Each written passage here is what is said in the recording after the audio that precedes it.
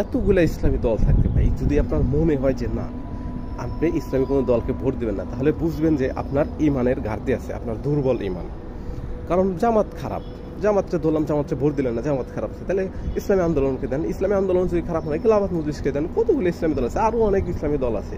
তো সেই সব দলকে যদি ভোট না দেয়, আপনি এমন একটা দলকে ভোট দিলেন যারা চাঁদাবাজি করবে, টেন্ডারবাজি করবে, দখলদারি করবে, দর্শন করবে, এইসব লোককে যদি আপনি ভোট দিয়ে প্রতিনিধি বানান, তাহলে তারা যে অপরাধ করবে সেই অপরাধের পার্সেন্টেজ কিন্তু আপনার আমল নামায় যাবে। আবার তদরূপ আপনি যদি এমন একটা দলকে আপনি ভোট দিয়ে বানাইলেন, তারা যদি যত ভালো কাজ করবে, সেই ভালো কাজের যে সবটা হবে সেটাও কিন্তু আপনার আমল নামায় যাবে। তো ভোটটা অতি সাধারণ মনে করলেও কিন্তু অতটা সাধারণ না। তো যারা ভোট দিবেন, ভোট দেওয়ার আগে একবার নয় 10 বার ভেবে দেখবেন আপনার ইমানের দুর্বলতা কি। তাই সবার উদ্দেশ্যে বলতেছি, আপনারা ভোট দেওয়ার আগে অবশ্যই অবশ্যই ভাইবে চিন্তা ভোট দিবেন। এমন কোনো কাউকে ভোট দিবেন না যাদের গুণাগারের ভাগী আপনি নিজে হন। অবশ্যই সওয়াবের ভাগী হবেন। ধন্যবাদ।